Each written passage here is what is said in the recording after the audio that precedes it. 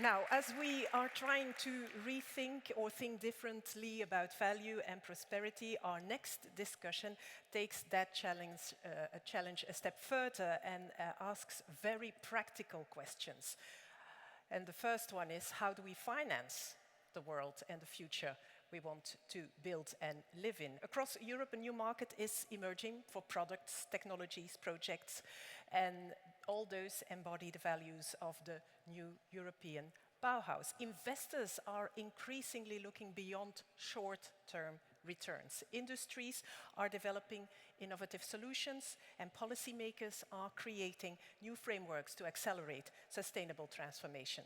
Yet, there are still significant barriers. Too often, innovative projects struggle to move beyond the initial pilot project or pilot phase. Sustainable solutions remain difficult to scale, and many of the benefits we value most, resilience, social coherence and cohesion, beauty, well-being and long-term sustainability are still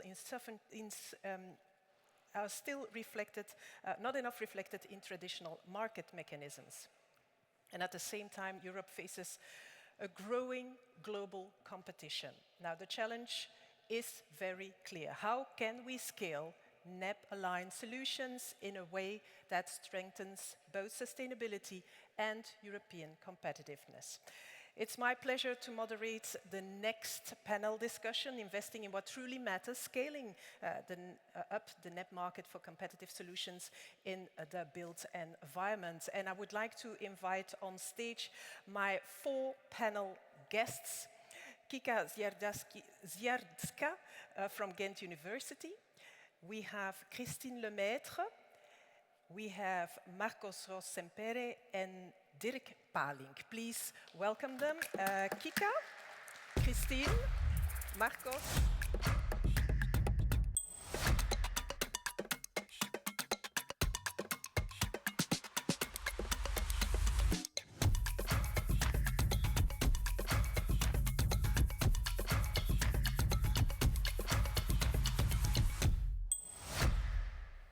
Thank you all for joining us.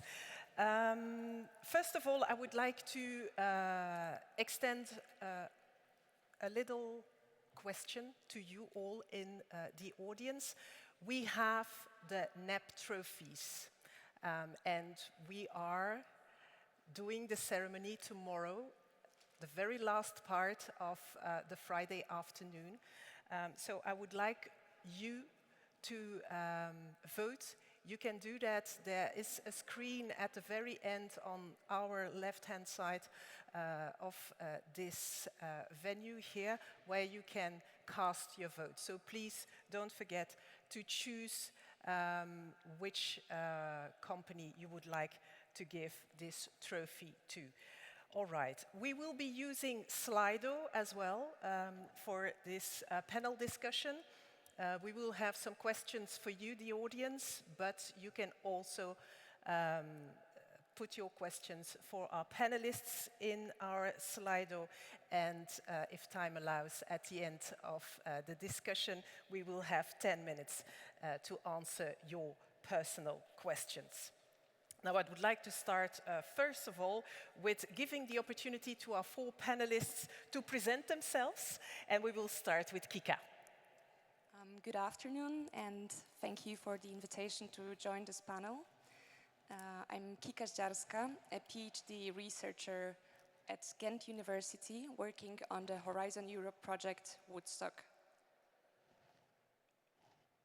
Our focus is on underutilized local wood, materials which are often treated as low value, but which carry strong potential for NEB-aligned projects, because they offer environmental benefits while supporting local supply chains and cultural practices.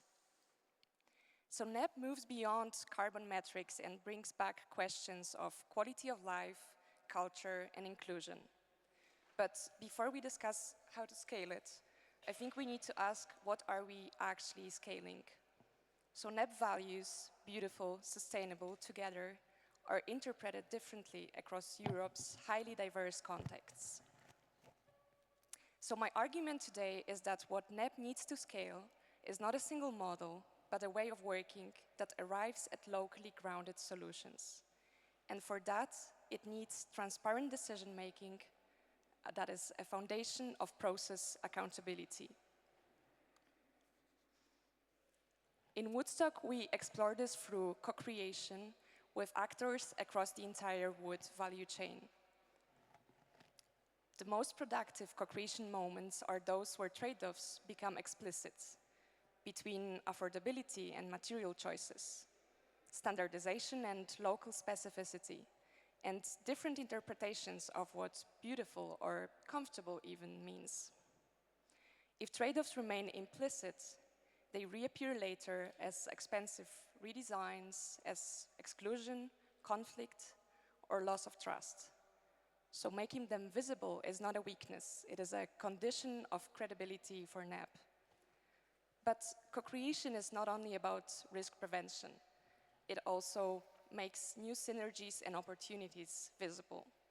So I will argue that for NEB to scale, we need a system of process accountability, that it should spread through local adaptation rather than replication, and that co-creation offers a model for how that works in practice. I'm looking forward to the discussion. Thank you very much. Christine, you can present yourself. Yeah, thank you very much. My name is Christine Lemaitre. I'm the CEO of the DGNB, the German Sustainable Building Council. We're a non-for-profit organization. We do, I would say, everything around the built environment. We have more than 2,800 member organizations across the whole value chain of the built environment, so from small architectural firms to consultants, all the way to large construction companies, as well as banks, which I think we will talk about a little bit later. And I think many know us because we have developed, when we started, a certification system, the DGNB system. So you can ask our founders if that was a smart idea to call the organization the same as the tool, but that's how it is. But we identify very much with that. And what we try is that transformation, you know, everyone always talks about, or some even call it disruption. At least a few years ago, when Fridays for Future were like at its high, now everyone talks about affordability. How do we make that transformation really concrete, applicable in the market? And I think for us, that certification system is a tool to do that as well, to check how did it work, because I think we have a lot of great principles, guidelines, but there's actually a lot to ask from people to translate that into their daily work. And that's what we try to do with the certification system and with the training. And I think the biggest challenge we have, and why the transformation, or why we don't really scale, is because people don't have the knowledge. I mean, older people like myself, when I studied structural engineering, there was nothing around sustainability. The Burj Khalifa was built in Dubai at that time, and the professors were telling us how great it is that you can pump concrete at that height with ice cubes in it, and I don't know how many additives. So I think the transformation is quite hard, because we have to transform. We have to learn new things, and I think we have to stop being so afraid of making a change. And this is what we work on, and I think that is actually the key to really make things working, because I see that the industry is already there. We have a lot of solutions, but it's really about the lack of knowledge, and I think as well the lack of being a good communicator in a project team to question certain things that are just being said. So I think we have a lot of opinions out there in the market, but not enough knowledge, and there's a difference between an opinion and knowledge, and this is, I think, what we need to address. So thank you very much. Marcos? Hello, good afternoon. I am Marcos Rosenpere. I'm an architect and also an urban planning professor at the university, but now here I am in my role of a member of the European Parliament. And in this role, I will say my thoughts about how can we scale up and arrive to the real people with the initiative of the new European Bauhaus that the European Commission, with the support of the European Parliament, is developing during already almost 6 years since we started in 2020. For me, these first years has been essential, because we have generated ideas, we have mobilized communities, we have connected architects, urban planners, businesses, researchers, cultural actors, local authorities, and the citizens in general, and we have created a growing ecosystem of projects across all Europe. But now I think that it is proven that the debate is not the new European Bauhaus is a good or a bad idea. We know, all of us, we know that this is an excellent idea, that it has exceeded the success that it was foreseen. But now we need to invest, we need to mobilize the European funding, we need to mobilize the European budget and the European policies to make a deployment, a real deployment to concrete this pilot project, these actions that are being financed into a general background of the built environment of the European Union and to improve the quality of life of the citizens. And we are in a crucial moment. I am in my role also as co-rapporteur of the ERDF fund, structural fund for the European Union, and for sure I can promise you that in 2 weeks you will see our proposal, and in our proposal for this important tool, financing tool of the European Union, 307 billion of the European resources for the following 7 years for all the member states, we will incorporate the dimension of the new European Bauhaus, beauty, inclusion, and sustainability, and the possibility to finance not only urban development, but also housing with the criteria of the new European Bauhaus, because I think, and I am ending now, this is the cornerstone to convert this wonderful idea and this wonderful community that we have created into a general framework and general landscape of our urban built environment. Thank you very much. And then finally, Dirk. Yes, thank you. Nice to meet you. My name is Dirk Paling. I'm a serial entrepreneur. I have a project development company, a real estate company, also a co-working business and an investment fund together with Rudy Arnold, who has been the chief economist of the European Commission. And then I've also, that's why I'm here today, the chairman and founder of the European PropTech Association, which includes, in fact, all the 3,600 startups and scale-ups who are active in real estate technology and construction technology, working a lot together with the new European Bauhaus from the beginning, by the way, because Xavier Troussard was at the head of it so many years ago. I was the first to ask him to come and speak at one of my big events. And so, but also working with DG Grow, with the EIF, with the EIC very closely. So in these terms, I think it's important that today to find an answer to the question, what is a smarter, good way that we should be investing in? I will first of all, during the questions that you will give me, give some really very disappointing figures, because we need to be honest with ourselves, and then tackle or show what we can do to do it better. And I've asked to put up that picture behind me, because I'm an alpinist since more than 40 years, so I'm climbing all the north faces around the globe, and I'm just become 60 years old. Why? It's not because I want to show my holiday pictures. I started with mountaineering 40 years ago, 45 years ago, and I've seen personally how it has been degrading, and our climate change has been degrading the mountains in the first place. So you see glaciers melting, yes, of course, we all know that. But you also see that whole rocks, mountains become unstable. So that's where you saw the first signs 40 years ago. So 40 years later, we have so many scientists who said 40 years ago, this is going to happen, and everyone said, yeah, we'll see.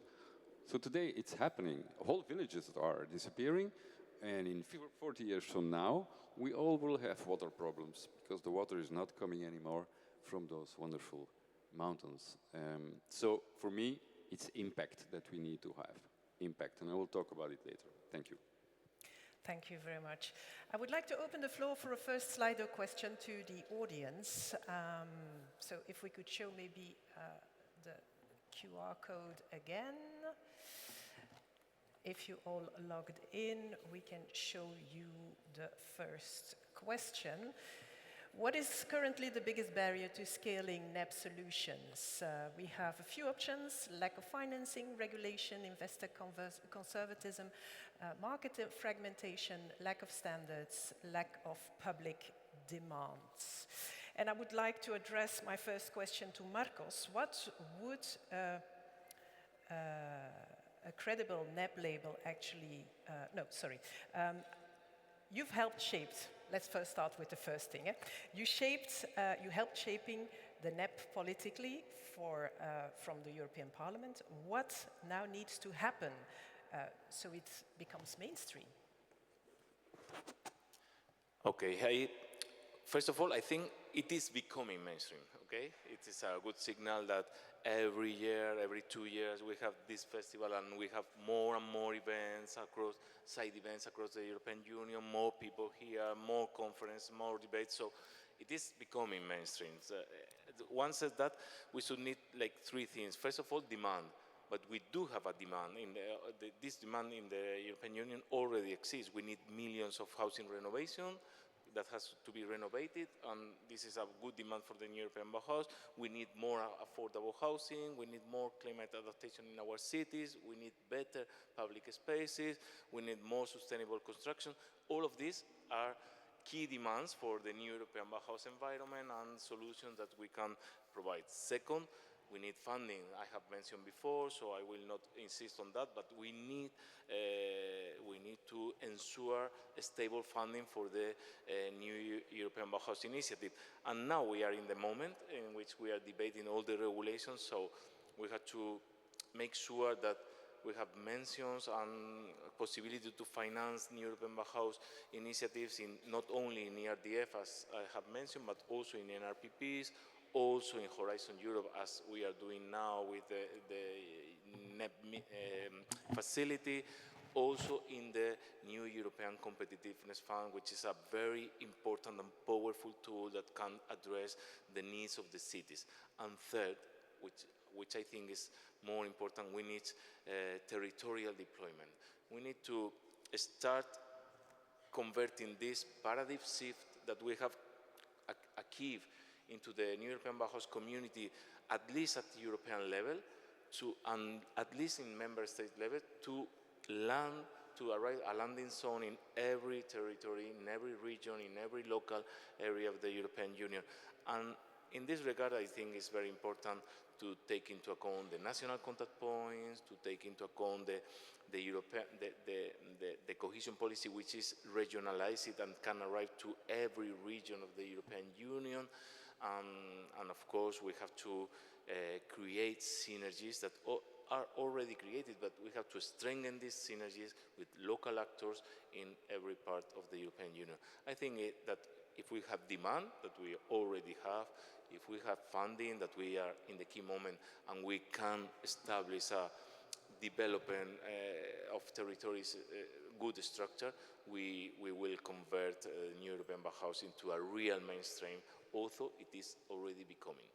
Okay, thank you. When we look at the results of the Slido, we saw that in first position was the investor conservatism, second, lack of financing. So over 60% of the people here in the audience were saying these are the 2 main problems. So we are here to discuss, of course, financing, but before moving into that with Christine a little bit further, I would like to ask Dirk, where is the market failing today? First of all, money. And I'm talking now not about the money part of the NEB, which is very well financed by Europe, but coming back to those related to these questions anyway. So investor conservatism, yes, absolutely. And that goes also for innovation. We are doing really bad in Europe when you talk about investing in innovation. And that's what you need in NEB. When you look at the strands, the 10 strands of the NEB, 6 are about real estate, right? And we are investing, of all the money that we invest in innovation in Europe, we are investing only 12%, for example, in construction, which is not normal. Do you know that when you look at the greenhouse gas emissions of the construction industry, it's 21% in total, just construction. Add real estate to it, it's 44% of the pollution. Most polluting industry in the world. Now, 21% comes from construction. And we have 16% comes from mobility, the cars and the whatever. And yet, in Europe, we put 61% of our total innovation budget into mobility solutions, and we put 3% in construction solutions. So, is that normal? No, not at all. So we need to educate ourselves on where are our priorities. And when you look at that, the EEC, by the way, the EIC is doing a very good job because they are promoting and supporting, really investing also in companies that are in deep tech, finding out new raw materials, for example. A lot of my companies are doing that. And then the second part of the conservatism, and you know that's a big difference with the US, is that our pension funds are not interested in investing in innovation. Enfin, they're also limited, of course, but you know that better than I. But yes, that's for me, it's a huge problem. It's financing. It's the same with the housing, affordable housing. There are so many permits that could be delivered, and project developers are right now, they're just waiting. They're thinking, oh, we're going to wait until the market gets better, until we get better financing. Yes. Okay.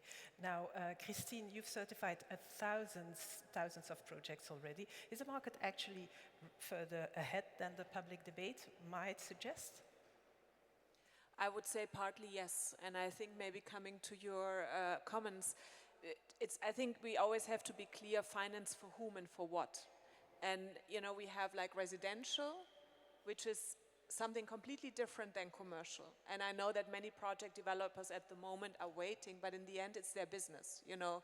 So I think they make good money. They made really good money with real estate. I think we have to be very honest about that. You know, you could make money with real estate without having any technical knowledge, without thinking about sustainability, and they've done that for decades. And so that the lobby is not very happy about talking now about sustainability and maybe that the margins are not so big anymore. I think that is one discussion. I think we have the industry, like the building material manufacturers, which are really having a challenge because they need to transform. And then you always have this chicken and egg problem, you know, a sustainable product versus like we've always done it product. So how do they make that transformation? So I think that is something we would need innovation and I think financing. But I think the major part when we talk about buildings and finance, it's the private homeowner. I mean, I think many who are sitting here are owning as well, or they want to own eventually. So how do they renovate their building? And I think there we have to be very clear in terms of who's paying what. I'm not so concerned about the commercial part. I'm not even so concerned about the municipalities, because there the topic is already there. I mean, in the commercial part, we see that many banks are starting to ask, because for them it's a risk factor. Like the large bank who are overseen by the European Central Bank, they have to report every quarter now the CO2 emission of their finance portfolio. And real estate is a big part of that. So they're struggling to get the data, because they are, and to be very critical, and I'm a structural engineer, I've been in that industry for a long time, but this data discussion I've been hearing for 20 years. For 20 years, you know, you hear from big portfolio owners, oh, it's very difficult, you know, to get all the data. Now the banks are starting to ask for it, and now it's still difficult to get it. But I think on the banking side, the topic is set, because they understood this is a risk, and CO2 is just the beginning. And maybe that comment, because I find it very interesting, the DGNB system is very holistic, and we always have to have a lot of discussion on the softer elements on sustainability, biodiversity, the social factor.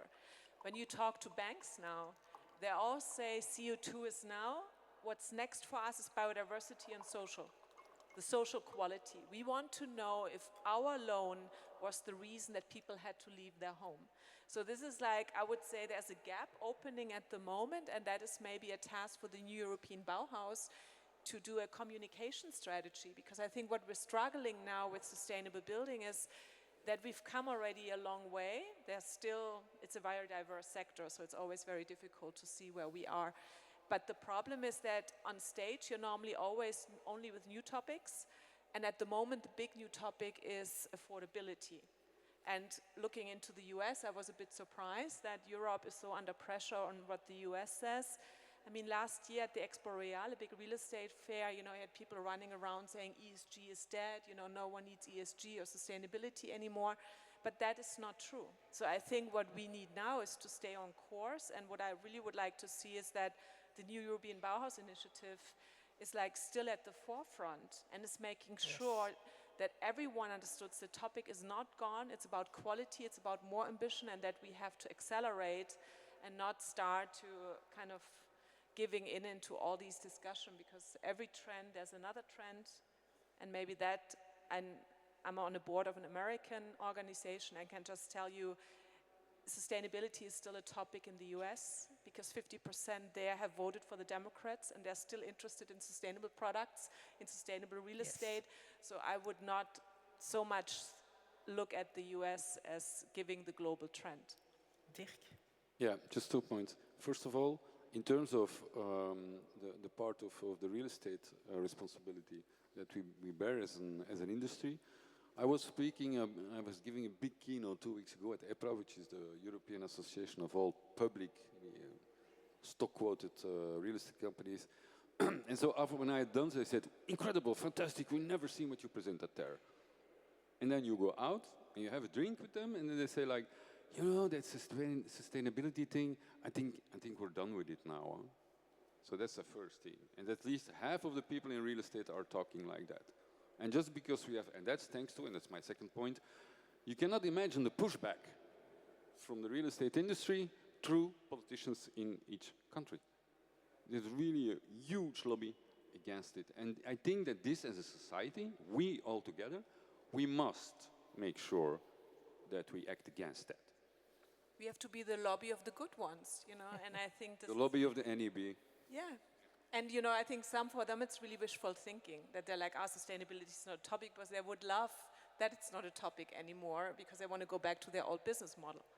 All right. Now, Kika, can NEB become scalable without becoming simplistic? Yes, I think it can, but it depends on how we scale.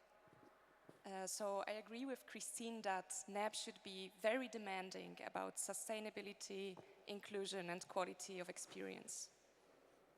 And for that to happen, I think it really needs transparent decision-making and process accountability, because we also need to be respectful for Europe's diversity in how we assess the NEB projects. We really need to take this diversity seriously and treat it as a strength of Europe.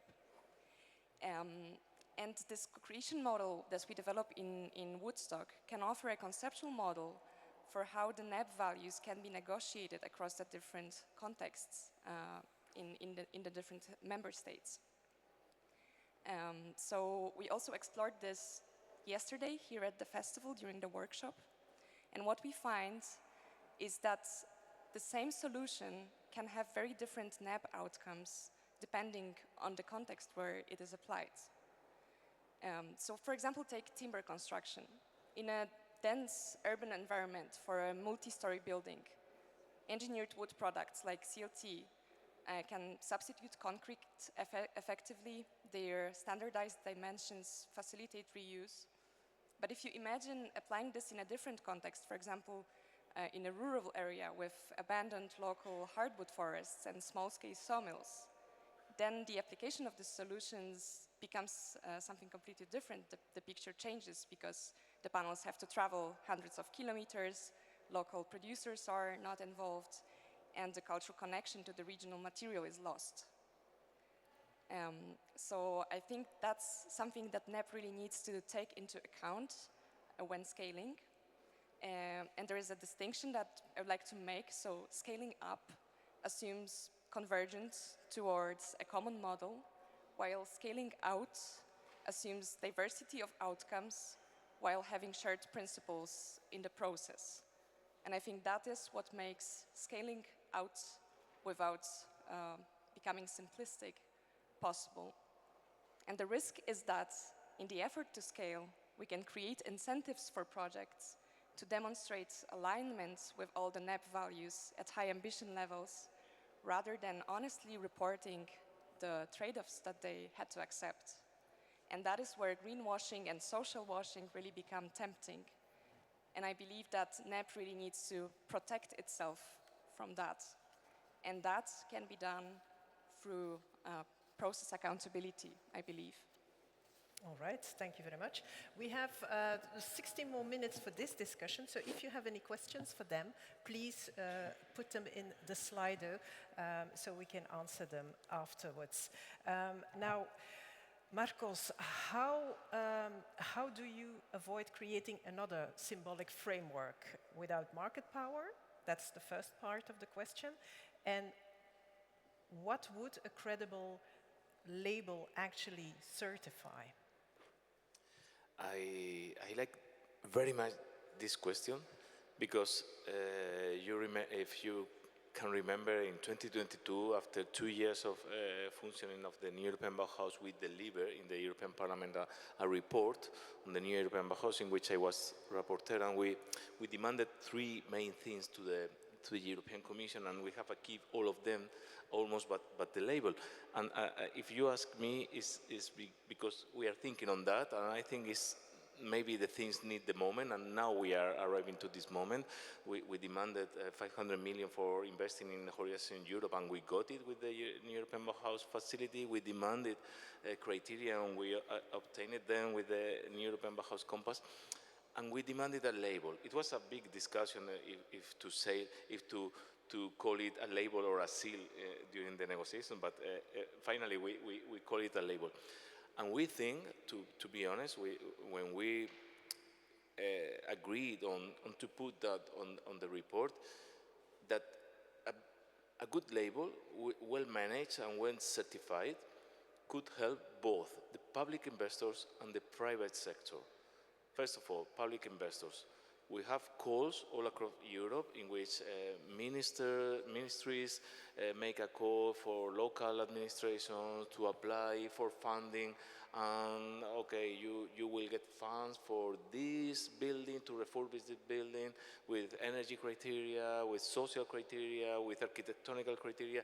Okay, these are the 3 main values of the new European Bauhaus. And sometimes they put if you match the criteria of the new European Bauhaus, you will have 10% plus of points for this call.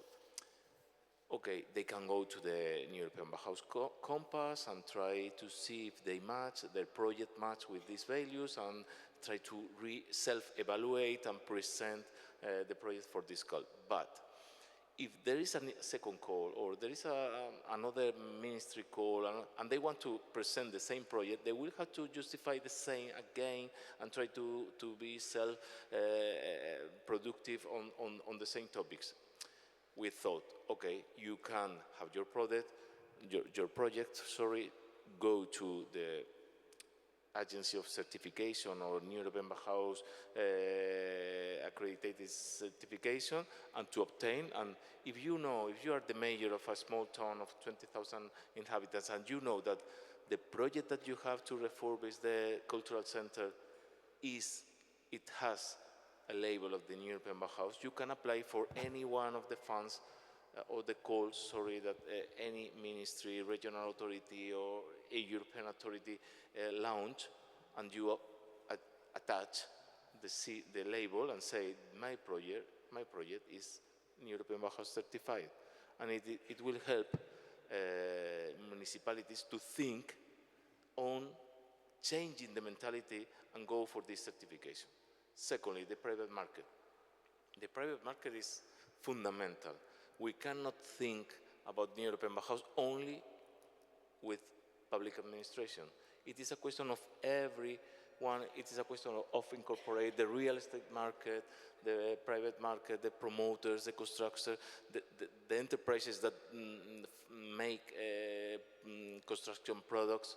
If we can get them a label, for example, we have now a lot of labels about sustainability. We have, I don't want to say commercial names, but maybe all of you are thinking about passive house standards or net zero emission.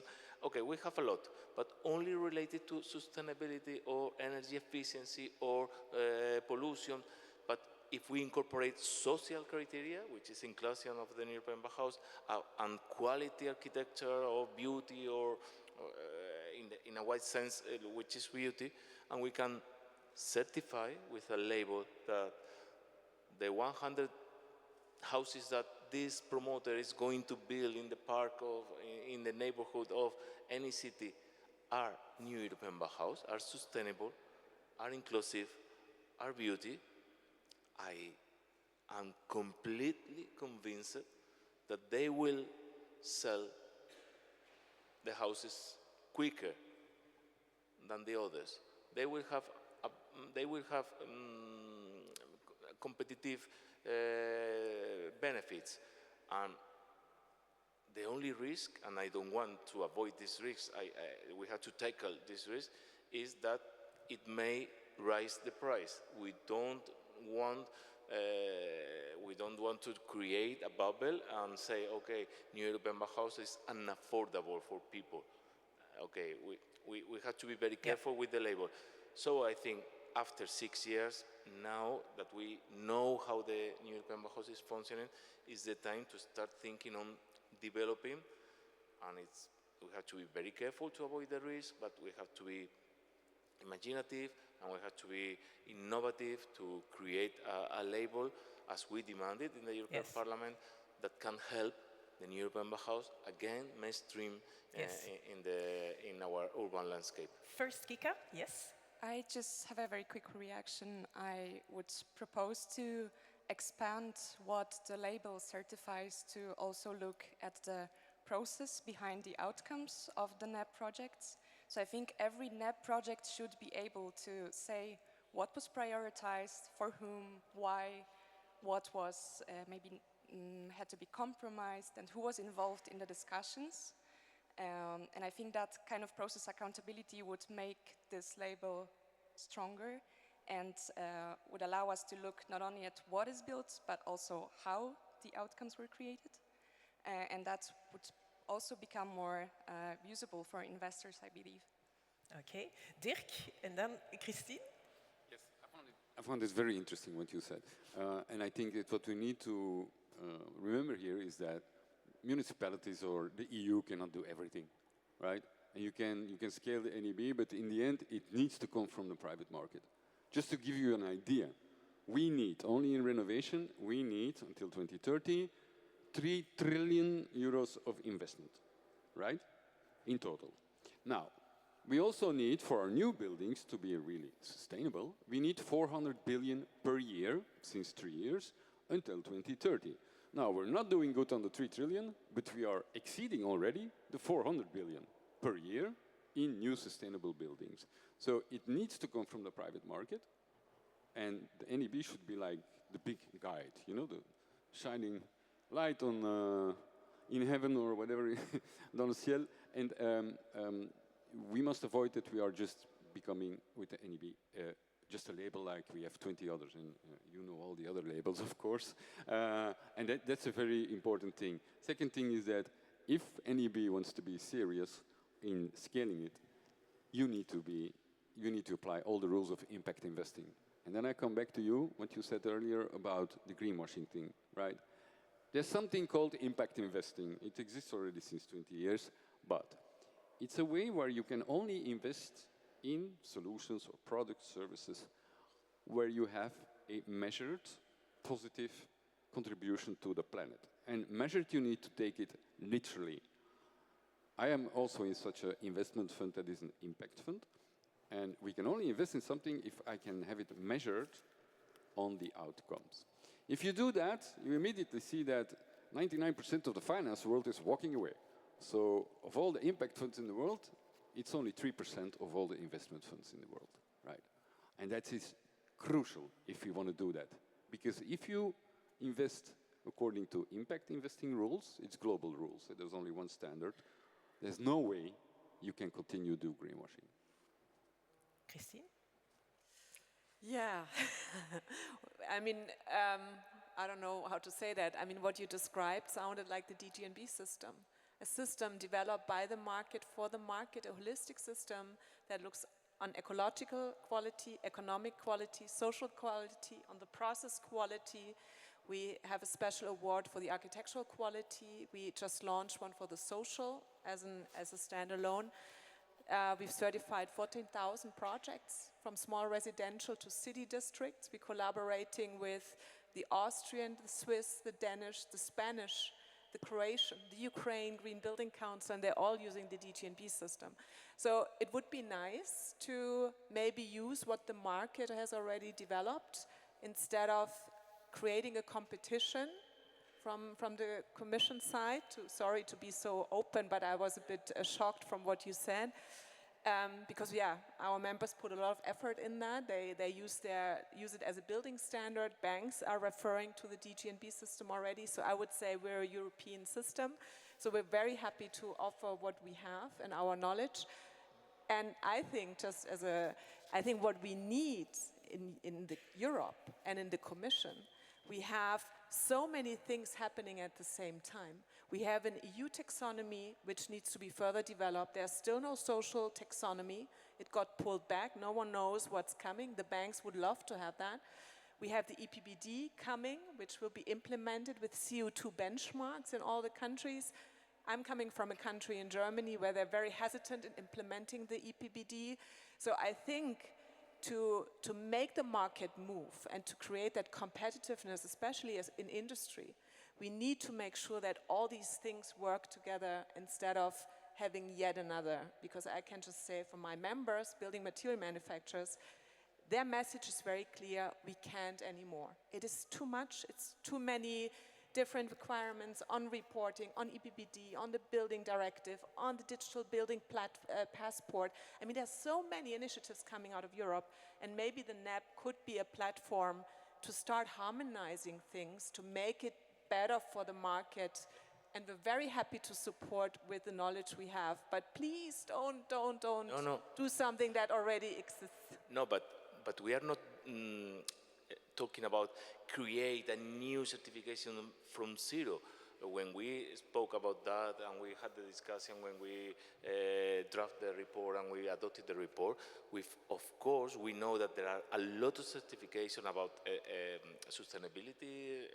The majority of them are about sustainability. I come from the sector, I am an architect, I know all the certifications. We also have some certification on social or on quality of architecture beauty, but what we want is that the New European Bauhaus label can take part of them, can use them and make a holistic view.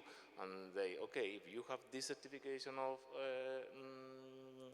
environment or sustainability or energy consumption or pollution or whatever, if you have this one on social values and if you have this other one on, you can create, you have the New European Bauhaus added value, because the New European Bauhaus, as you have said, is an added value because it tries to integrate the three visions of our built environment. Very often we have a lot of common looks at our built environment that are only on the perspective of the Green Deal, which is very important. I am not resting importance of the Green Deal, the green transition, but we need to incorporate also the social value of our the work that we are going to do, and this is the key point of the New European Bauhaus. So we are not asking for a new system of certification created, but to the possibility to be more holistic and take from the existing and integrate into a global approach that can say your project, your investment, your whole cycle, your design process is matching with the main values of the New European Bauhaus. That are three, but don't forget also the three key principles: transdisciplinarity, think local, think global, act local, and social participation. These are three key principles that are not very commonly integrated in existing accreditation, not always. And so the good thing is that if we arrive at a good point and we can describe a good process to integrate, we can have a good label. Okay. that integrate all Yes, these but of issues. course the societal part is not really easy to quantify if you want to make a label. Now I would like to turn to Kika. Kika, how do you preserve the local identity when you are scaling this transformation? Local identity is preserved if local actors are present at the moment when priorities are set. So if the brief is written without them, local identity tends to become decoration rather than a driver of important design decisions. So NEB already recognizes the importance of its local chapters, and I would propose to expand this capacity by establishing a network of certified local NEB advisors who would be trained to support this process from the early stages to ensure that the brief is suitable for the local context and aligned with NEB. And these local advisors would perform a dual role of facilitators, ensuring that the right people are in the room and guiding the discussions, and also auditors, verifying that the process meets the accountability standards. And I think the NEB Academy could be tasked with developing a module for certifying and training those advisors.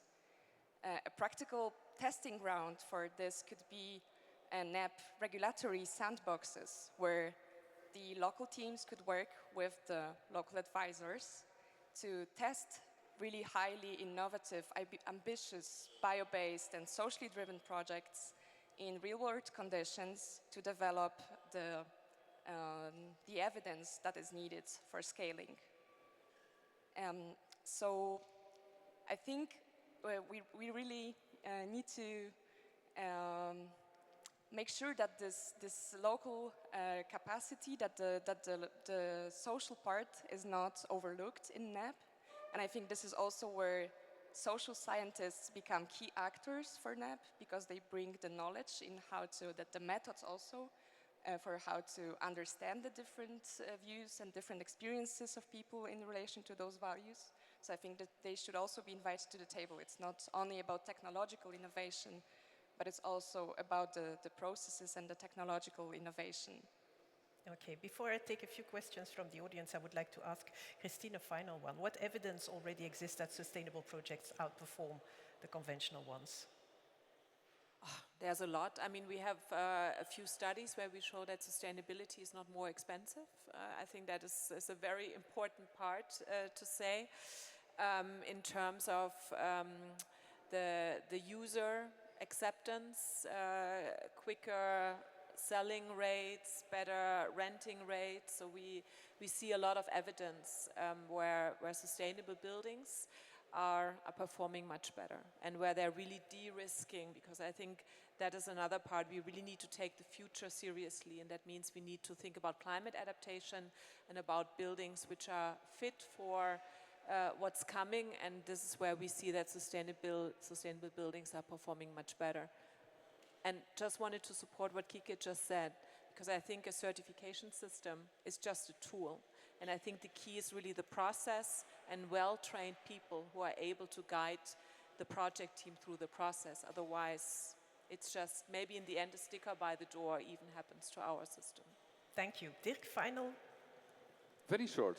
Your question about, how does it give, how does it is in return on investment in projects? Just to put it into the nice framework, we need to look at also the EU taxonomy. So we studied more than a few thousand of these stock-quoted real estate companies.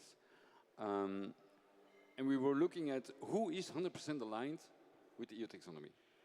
There's thousands of those companies. 43 are 100% aligned. Only 43. But, to answer your question, those 43 all outperform on the stock market. All. And I think that's a very, very important lead. And I think for you, it's very encouraging to hear that. All right, a question from the audience. Beyond the label, what else could encourage the investment ecosystem to support NEB projects? Beyond the label, what else could encourage the investment ecosystem to support NEB projects? I think there's, at least with the banks we're working with, there's already the demand for sustainable, I would call NEB buildings, a sustainable building, that already exists, and they're all using the EU taxonomy basically as a proxy. So I think that already exists from the banking side, and I think what we need to trigger is to make it the new normal for the residential part, or like the private-owned part, where it's not an either-or. It is more clear that it's like the new standard. What we've forgotten in the whole discussion, and it's perfectly what you say, is that we also need the right skills. So what we also need, in answer to your question, is we need to make sure that the NEB creates facilities or the means to have academies. And I know that there are now NEB, I think there are 2 NEB academies. We need to train the people, you know, to inform them better, to upgrade their skills, so that they can help any project that you have become more valuable. All right, final question for the 4 of you. How can we involve the private sector more? Well, if I may, although I am from the public sector, and I think that one of the things that we have to do is to strengthen the partnership principle. The new European Bauhaus is not only a question of investing public money, it's a question of creating synergies between the public authorities and the private sector. We need the private sector to develop a real strategy on European Bauhaus all across our urban landscape. Okay, this is very important. Secondly, we have to go on with the financing strategy, because the financing strategy at the end of the day arrives to the private sector that mobilize more money, especially if we have created partnerships. So we, from the public sector, put a seed, and the private sector mobilize and goes on. And third, I think we can call it big label that embeds all certification. We can call on whatever you want to call it, but we had to show the citizens that New European Bauhaus only wants, I say only ironic, only wants to improve the quality of life of the people. And if citizens perceive that New European Bauhaus indeed is improving their life quality, they will ask the private market to produce with New European Bauhaus criteria, and we will create a big demand. So I think we have strategies to do that and to mobilize also the private Christine? sector. Yeah, well, we're private sector, I guess, in that I think what would be really great is to really open the stage directly to private sector actors, like companies, good architects, engineering firms. I mean, we have world-class companies, planners, designers in Europe, and not to talk with the lobby and really open the stage and do like a best-in-class maybe event around the new European Bauhaus, because I can, just the ones I know, they're all very open to share what are their mechanisms, what are their processes, what is kind of like behind the business case. And I think that would really generate a different dimension, where it's not, I'm sorry to say that, but for many, Brussels is really far away. I mean, this is part of what we do, is to translate EU taxonomy and all these things into a certification, into training that is applicable in the market and people have access to, but to really directly invite the good ones. And we have many. I think that would be a great move, and that would generate that dynamic we really need. Thank you. Dirk? You said how to involve more the private sector. Who is active in the real estate sector here? Oh, 1, 2, 1, 2, 3. 3. Invite them. They will come. So we need to organize that, right? And I know real estate is very difficult sector in industry, very traditional, but you need to get them on board. And last example that I will give, Lorenzo knows this, the guys from Tomorrowland last year, they came to me and I said, we're going to organize in the week of the festival a sustainability festival. you need to join us. So I did. I said, of course, yes, it's Tomorrowland. And we got 12,000 people, both citizens of Europe and professional people, where we did 2 and eventually 3 days presenting all the innovations and the initiatives that we are doing in real estate and also in terms of inclusion. That was a very important one on the Tomorrowland stage. So it's also about making ourselves visible and explaining to people in a general way, let's say not to the professionals, but also to the people, what are we doing and what are the problems that we are having in our industries, and how can you as an individual contribute to the goals of the NEB. And perhaps that also requires a change of narrative, because for many people it might not speak to them to think about the impacts of what we do in several generations, even if that would be great if we all thought about it. But perhaps we need different narratives where we underline more the effects on health, the effects on well-being, on how people will actually, I don't know, experience their places and their communities, and offer this narrative of hope and make this something desirable for the private market and the private users as well to pick it up. All right, I think today's discussion shows and has demonstrated that scaling the NEB is not simply about funding individual projects, but we have to create or use the ecosystem that is already in place to create and reward the long-term value. I would like to thank my speakers for joining us today. I hope you enjoyed the rest of the festival. Thank you very much, Dirk, Marcos, Christine, and Kika for joining us today, and thank you for your questions.